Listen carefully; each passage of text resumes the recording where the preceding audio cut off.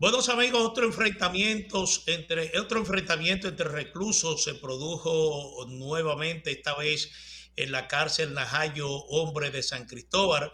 Se está confirmando a través de fuentes de la Dirección General de Prisiones de que varios reclusos resultaron heridos, incluso personal de seguridad de ese recinto penitenciario. Esta información que aparece en la propuesta digital.com dice que dos agentes penitenciarios y varios reclusos resultaron heridos en un incidente originado este jueves en el Centro de Corrección y Rehabilitación Najayo Hombres, lo que obligó a la suspensión de la visita en ese penal. La Procuraduría General de la República informó en un comunicado que las autoridades penitenciarias investigan el incidente registrado este jueves en el Centro de Rehabilitación Najayo Hombre. En un informe preliminar identifican como los principales responsables del hecho a los internos Wanda Amauri Almonte, conocido como Wandar Amauri Almonte, como Gaveta, y a Arami Martínez Pérez, quienes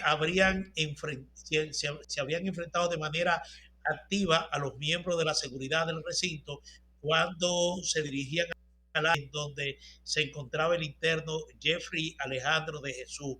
Otros internos involucrados en el incidente, de acuerdo al informe de las autoridades, fueron identificados como Luis Alfredo Ramón, Albert Florenzo Frías Pérez y Milquiades Vince Yaví Salcé. Las autoridades explicaron que los afectados fueron atendidos y curados en el área médica que funciona en el Centro de Corrección y Rehabilitación de ese final.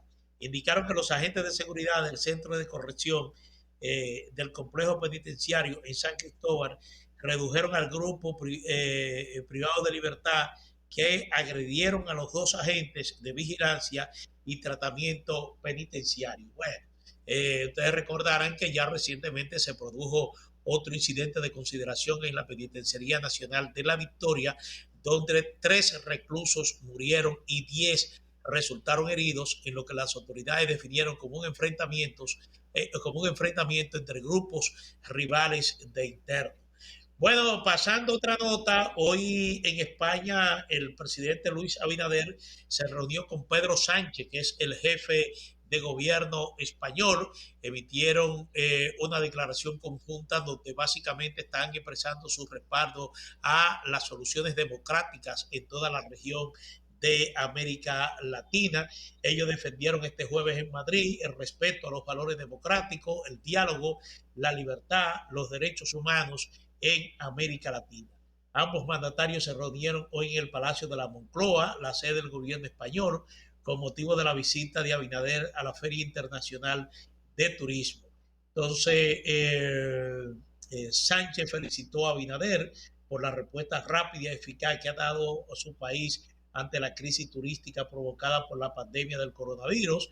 De forma especial, el jefe del Ejecutivo español destacó la excelente coordinación con el sector privado, que recordó ha sido calificado de modélica por la Organización Mundial de Turismo, y el jefe de gobierno español consideró que el apoyo al sector privado ha sido fundamental para las empresas españolas establecidas en el país, en particular para las integradas en el sector de turismo hotelero aquí en la República Dominicana. Hay que recordar que el 70% de la inversión hotelera en la República Dominicana es de origen español. Es decir, que eso hay que tomarlo en cuenta. Esos son detalles que ustedes están viendo ahí de la reunión que sostuvo el presidente Luis Abinader en el Palacio de la Moncloa con Pedro Sánchez, jefe del gobierno español. Una reunión que estaba ya pautada. El jefe de Estado acudió acompañado de José Ignacio Paliza, que es el ministro administrativo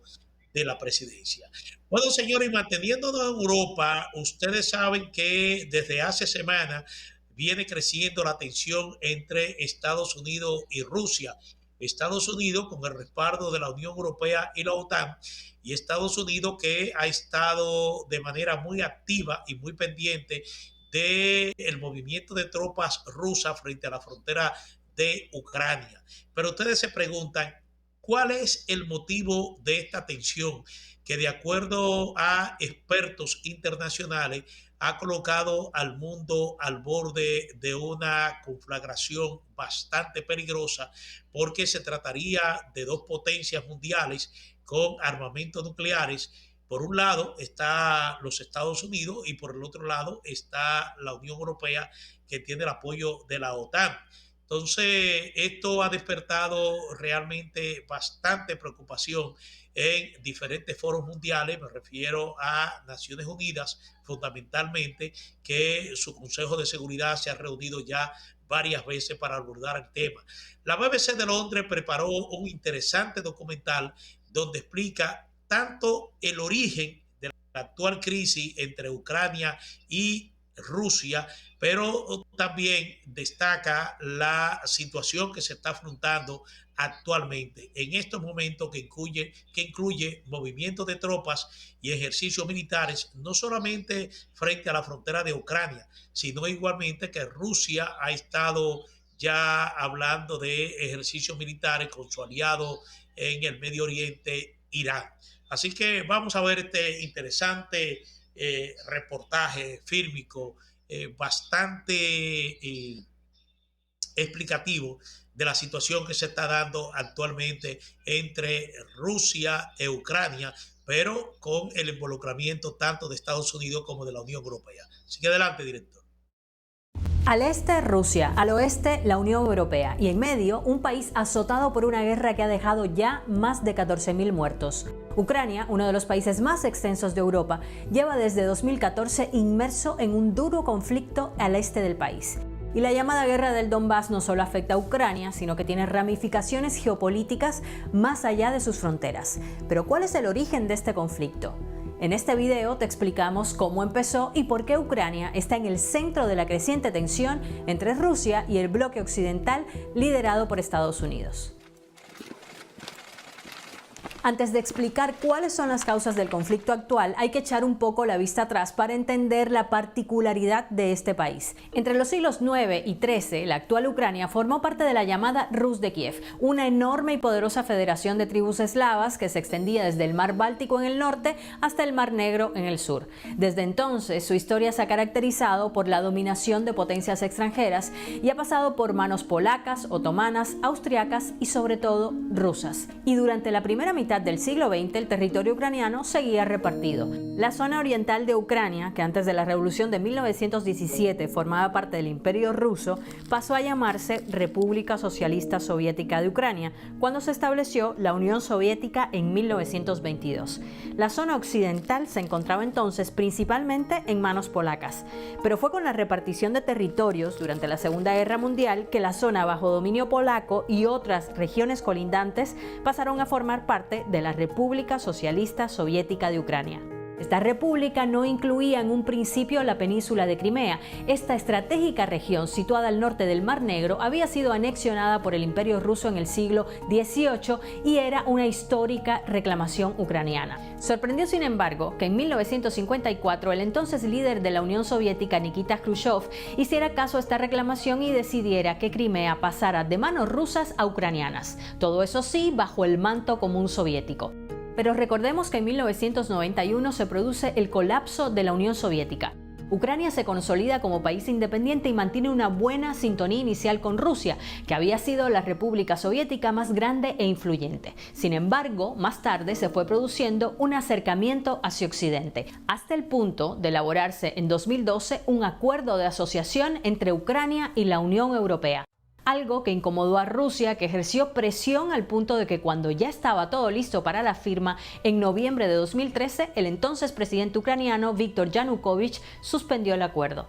Esta repentina decisión provocó que cientos de miles de personas se agolparan en la Plaza de la Independencia de Kiev pidiendo que se retomara el diálogo con la Unión Europea. Comenzaba así el llamado Euromaidán. Una serie de protestas y disturbios de índole europeísta y nacionalista, aunque con apoyo también de sectores ultraderechistas que se extendieron por gran parte del país durante varios meses. Estas revueltas se saldaron con más de 100 muertos y continuaron hasta que el 22 de febrero de 2014 Yanukovych huyó de Ucrania. 5 días más tarde, esta crisis fue aprovechada por Rusia. Grupos armados prorrusos apoyados por Moscú tomaron las principales instituciones de la península de Crimea, izaron la bandera rusa y convocaron a un referéndum de independencia. En apenas unos días, Ucrania vio cómo Crimea pasaba a ser dirigida de facto por Rusia.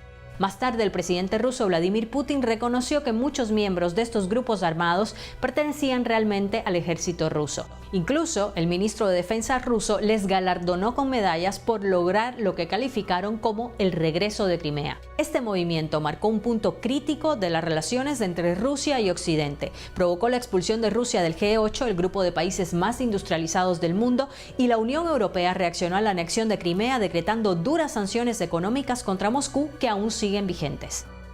Hay que destacar que la península de Crimea tiene un atractivo especial para Rusia. En la localidad de Sebastopol, al sur de Crimea, se encuentra la principal base naval rusa en el Mar Negro. Desde la independencia de Ucrania, Moscú pagaba una tasa anual a Kiev por el uso de esta base, algo que ya no necesita hacer con su anexión. Además, tal y como contamos antes, esta región había formado parte del territorio ruso durante un periodo de tiempo, por lo que para Moscú y especialmente para Vladimir Putin, con esto recuperaban un territorio que les pertenecía. После тяжелого, длительного, изнурительного плавания Крым и Севастополь возвращаются в родную гавань. Un mes después, fuerzas prorrusas tomaron también varias localidades en la zona del este de Ucrania, tras lo cual se iniciaron enfrentamientos armados con el ejército ucraniano. Tal fue el empuje prorruso en esta región conocida como el Donbass, que el 11 de mayo se declararon independientes las repúblicas populares de Donetsk y Lugansk, aunque siguen sin ser reconocidas internacionalmente. Desde que comenzó la llamada guerra del Donbass entre ucranianos y fuerzas prorrusas, la OTAN ha acusado a Rusia de apoyar militarmente a los separatistas, algo que niegan desde Moscú. Desde entonces, las negociaciones de paz, como el Protocolo de Minsk o el Acuerdo de Minsk II, han intentado sin éxito alcanzar un alto al fuego. Ucrania, Rusia, Alemania, Francia, representantes de la Organización para la Seguridad y la Cooperación en Europa y representantes de las llamadas Repúblicas Populares de Donetsk y Lugansk han participado de estas conversaciones, pero el conflicto sigue asolando al este de Ucrania y dejando miles de víctimas. Naciones Unidas ha advertido de los crímenes de guerra que se han sucedido desde 2014 en esta región, así como del alarmante deterioro de los derechos humanos. También contabiliza en más de 1,5 millones las personas que se han visto obligadas a dejar sus casas durante este tiempo. Además de las miles de víctimas en terreno ucraniano, se añaden las casi 300 personas que murieron en el avión de Malaysia Airlines derribado el 17 de julio de 2014 por un misil de fabricación rusa, aunque ningún bando se hizo responsable. Pero, ¿qué implicaciones geopolíticas y económicas tiene este conflicto? Para empezar, Rusia y Ucrania comparten lazos históricos, étnicos y culturales. Precisamente en las regiones en conflicto, la mayoría de la población habla ruso en lugar de ucraniano, y esta es una de las razones que dan quienes defienden la anexión de estas regiones ucranianas desde Moscú. Por su parte, la Unión Europea y Estados Unidos ven en Ucrania un potencial aliado a nivel estratégico y militar justo a las puertas de Rusia, y según algunos analistas, esto es lo que precisamente quiere evitar Putin. En 2008, la OTAN, con Estados Unidos a la cabeza, prometió que Ucrania y Georgia, otra ex república soviética, serían admitidos en la Alianza Atlántica. Y esta es una de las líneas rojas marcadas por Rusia. Putin ha repetido que quiere evitar que la OTAN extienda su influencia hacia países de Europa del Este y Asia Central. Pero además, la industria energética también es clave para entender la trascendencia de esta disputa. Rusia ha construido un enorme gasoducto entre su territorio y Alemania llamado Nord Stream 2. Sin embargo, el proyecto se encuentra bloqueado actualmente por Alemania y la Unión Europea, quienes temen que Rusia pueda utilizar este gasoducto para presionar a Ucrania. Actualmente, la mayor parte del gas ruso que llega a Europa lo hace precisamente a través de Ucrania, pero con la apertura de Nord Stream 2, Moscú podría hacer llegar todo el gas directamente a Alemania. Esto privaría a Ucrania del ingreso de alrededor de $2,000 millones al año. Y según el presidente ucraniano Volodymyr Zelensky, este proyecto es un arma geopolítica peligrosa del Kremlin, pues hay analistas que piensan que en el momento en que no hubiera gas pasando por Ucrania, ya no existiría un impedimento para un potencial ataque ruso. Pero el bloqueo de Nord Stream 2 no supone solo un perjuicio para Rusia, sino también para Europa, que necesita el gas ruso y que ha visto cómo los precios del gas se han disparado. Como ves, este conflicto va mucho más allá de lo territorial, resuena y tiene consecuencias a nivel... Bueno, señores, ya ustedes escucharon ahí ese reportaje bastante completo sobre el origen y el desarrollo de este conflicto entre Moscú y Kiev. Moscú, la capital rusa, y Kiev, la capital de Ucrania. Justamente en el día de ayer, Blinken, el secretario de Estado de los Estados Unidos, estuvo en Ucrania. Una de las solicitudes de Ucrania a Estados Unidos es que le facilite armamentos, y hoy precisamente la Casa Blanca estuvo anunciando que esos armamentos norteamericanos estarán llegando a Ucrania ya en los próximos días para reforzar su seguridad militar, mientras las tropas rusas continúan en la frontera con Ucrania. Es un conflicto que ya Biden y el presidente Vladimir Putin han tenido conferencias virtuales ya en 3 ocasiones, pero no han podido llegar a un acuerdo. Incluso se desarrollaron conversaciones bilaterales entre representantes de los Estados Unidos y de Rusia en Ginebra para tratar de buscar una solución diplomática a este conflicto, pero esa solución no llega. Bueno, Barriuso, estamos casi al final. Me dicen que ya usted pudo solucionar su problema, pero no está de más darle un saludo. Bueno, muchas gracias. Lamento mucho, pero a veces los problemas son fruto del malentendido, así que me disculpan, pero imagínate, a veces me siento el Sí. ridículo en todo esto, pero nada, Bueno, esa es la vida. en estos tiempos pasa de todo. Yo realmente me quedé asombrado. Anoche, un avión te voy a decir la línea aérea, un avión de American Airlines partió con destino a Londres desde el Aeropuerto Internacional de Miami. Cuando tenía Así una hora es. de vuelo, la tripulación se encuentra con un pasajero que está renuente a colocarse mascarilla. Dice que no se va a colocar la mascarilla por esto de la protección contra el COVID, y comunica al piloto, a la tripulación, de que hay esta situación a bordo del avión. Bueno, pues la tripulación, sin pensarlo 2 veces, se devolvió al aeropuerto de Miami después de haber tenido una hora de vuelo. Se devolvió al aeropuerto de Miami, y entonces ya cuando llegaron a Miami, la policía estaba esperando a este pasajero, que hoy está siendo traducido ante una corte del estado de la Florida por violar los protocolos anticovid. ¿Usted ve cómo es que estamos? Así es, así es. Bueno, estamos bien porque fíjate que ahí se presenta una discusión entre el derecho ciudadano y el tema de los protocolos establecidos. Y si tú estás en esa situación, ahí te tienes que someter a los protocolos, muy independientemente de tus No, propios derechos. además, Pero una, en sí, el interior de un avión, si usted por casualidad está infectado, oye, usted va a contagiar a todo el mundo, ¿sí? O por lo menos a así una es, buena esa es la parte de los realidad. pasajeros. Sí, Sí, sí, esa es sí, la esa realidad. es la realidad. Pero en este mundo hay antivacunas, hay anticonfinamiento y hay antimascarilla, hay de todo. Pero eso Así mismo. sucedió este avión. Bueno, pero hay que informar que esta variante del Omicron, al parecer, está contribuyendo ya a que varios países le den un tratamiento diferente a las medidas de confinamiento y al protocolo de prevención al COVID. Por ejemplo, el Reino Unido ya está anunciando de que a partir de este mismo mes, concretamente a partir del 27 de este mes, ya va a estar desmontando todas las medidas de confinamiento y control que se adoptaron a raíz de la pandemia y que se reforzaron cuando hizo aparición esta nueva variante de coronavirus.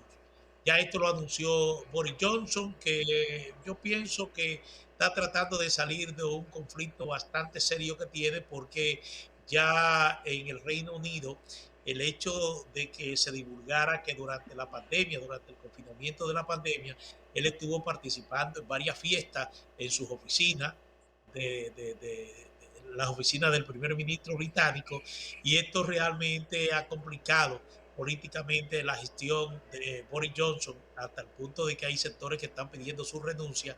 Y entonces yo pienso que el anuncio de esta desescalada está dirigido más o menos a calmar los ánimos. Es decir, vamos ya a ir desmontando todo el protocolo anti-COVID que hemos instalado, pero lo mismo está anunciando Francia. Francia dice que a partir del mes de febrero ya comienza igualmente un proceso bastante acelerado de desescalada de todas las medidas de prevención que se han tomado. Es decir, que ya los países, incluyendo España, están tratando esta nueva variante del coronavirus como una variante realmente benigna que no tiene grandes complicaciones en términos de salud, sobre todo si hay personas ya vacunadas con las 3 dosis reglamentarias que ahora se recomiendan. Y entonces ya están bajando la guardia, Barroso. Ojalá que no aparezca algo realmente más letal, porque con este COVID uno no puede cruzarse de brazos. Claro, es prever antes que lamentar y esos países, igual que nosotros, pues tratan de tomar las medidas del lugar ante una situación nueva. Como ya está esto fuera bajo control, ya se saben las consecuencias de esta variante, pues estos países obviamente que reaccionan con los hechos, porque los hechos hablan solos, Sí. ¿verdad? Mira, ya por último, no quisiera despedir el programa sin compartir esta información con los amigos televidentes, porque ya ustedes recuerdan que aquí hablamos de un primer trasplante, un primer trasplante De tratado corazón. de, de corazón de un cerdo a un ser humano. Ahora resulta que hubo un trasplante de riñón de cerdo a seres humanos. Brevemente, un equipo de investigadores estadounidenses ha logrado trasplantar con éxito 2 riñones de cerdo modificados genéticamente a un humano que se encontraba en muerte cerebral. Los encargados de este xenotrasplante en fase de ensayo clínico son investigadores de la Facultad de Medicina de Hershey, de la Universidad de Alabama en Birmingham, Estados Unidos. Los resultados se publican este jueves en un artículo de la revista American Journal of Transplantation. La posibilidad de trasplantar órganos de animales a personas se investiga desde los años 90 y ahora es cuando se empiezan a vislumbrar los primeros éxitos. Así es que eso sucedió en los Estados Unidos. Bueno, señores, llegamos al final de esta propuesta de la noche por Digital 15. Ángel Barrioso, un servidor, los invitamos para mañana viernes a que nos acompañen a partir de las 6 de la tarde por Digital 15. Así es que les deseamos muy buenas noches.